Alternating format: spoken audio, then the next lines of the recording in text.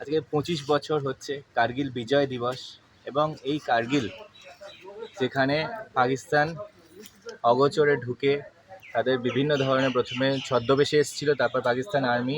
ভারতবর্ষকে অশান্ত করার জন্য, কাশ্মীরকে জোর করে দখল করার জন্য যে কার্গিল যুদ্ধ শুরু করেছিল, সেখানে আমাদের ভারতবর্ষের বীর জওয়ানরা, যারা কেউ পাকিস্তান বর্ডারে গার্ড দিচ্ছেন, তো কেউ এখানে আমাদের বাংলাদেশ বর্ডারে গার্ড দিচ্ছেন, তো এরকম ভারতবর্ষের যে বর্ডারগুলোকে সিকিওর রাখেন যারা, তারা পাকিস্তানকে যেভাবে করে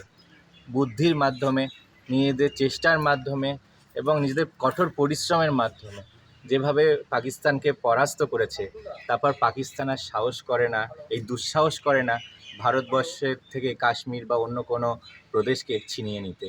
এবং সেই ঐতিহাসিক দিন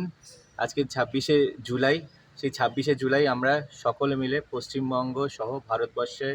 তরুণ প্রজন্ম, আমাদের যুব সমাজ, আজকে আমরা আমাদের সেনাবাহিনী, আমাদের যারা বর্ডার সিকিউরিটি ফোর্স, আমরা তাদেরকে আজকে ধন্যবাদ জানাতে এবং তাদের সাথে এই বিশেষ দিনটি